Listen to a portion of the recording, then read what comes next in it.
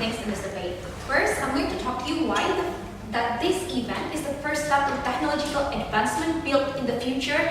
And this mostly going to talk about the science exclusively happened because of the Apollo project that never actually explained much by the operating opposition. But secondly, we're going to also talk to you how actually Apollo project is also the first event that unite the citizens in that country despite white supremacist issues that happen in that country and colored men being highly discriminated in that places. Before that, let's deal with all the substantive coming from the government side of the house.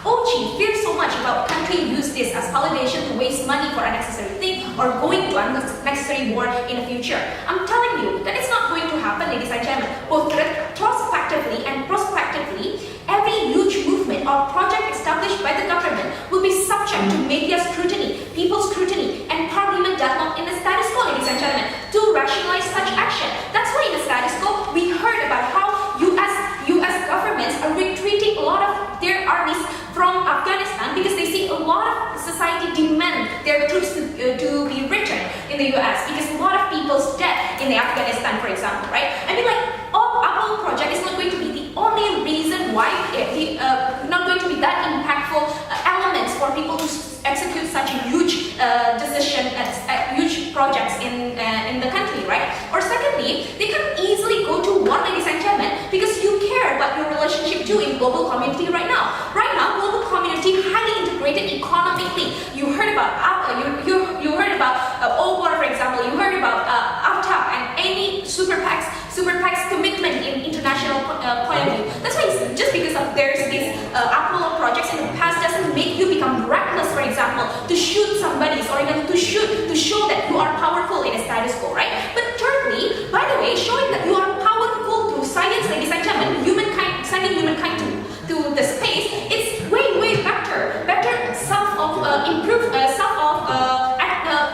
self-acknowledgement rather than shooting each other or through proxy war in a status quo, right? We even supporting this way of you competing and showing that you are actually the most powerful country in the world, for example, right? On top of that, with or without this event, ladies and gentlemen, countries that actually as whole will remain as whole no matter what. What I'm telling you is that Apollo project in status quo is the first thing that introduced healthy competitions engaging OGKs, right? Because by this, ladies and gentlemen, we're introducing that for you to show that actually you're powerful is not only through war or proxy war as Omar told you, but perhaps inventing more environmentally healthy tools so you can bring out more benefit out of your resources, for example, like what happened in the status quo, or creating AI supporting human life in the status quo that is currently competing between Russia and US. We think this is a very good setup for the future prospective life where people start to competing in more valuable outcomes to the future, right? But secondly, right, talks about the closing governments. They talk more about phenomenon of climate change denial. We think that this is not a problem, ladies and gentlemen, because in the status quo, people aware people can rationalize themselves already. Because right now we can't deny that islands sinking in Bangladesh or heat wave happen in the status quo in some part of Arctic in our world, right? I mean, what I'm telling you is that just because there's an Apollo project doesn't make people are not aware suddenly with the climate change. But even if climate change denial happen, it's obviously not because of the Apollo project per se, because perhaps Trump administration simply favor economy expansion policy rather than climate change to begin with. That's why it's not really relevant to the idea of Apollo project in the past, right? So move to our argument in exclusive expansions, right? Why we think that actually this is the Apollo project must be celebrated because this is the first event that unite the whole citizen in the US despite white supremacist issues as colored men being discriminated. Ladies and gentlemen, look, in the status quo, unlike what opposition tells you, the moment we launched that project, ladies and gentlemen, all US citizens are very cheerful about this. We are celebrating this so much because we were right about this. Despite the money that big cost, ladies and gentlemen, but all humankind are, putting their heart on this. That's why the moment the first time we launched this rocket and the second time we won the astronaut go back to re-entry to this world, people are really watching the television and celebrate this.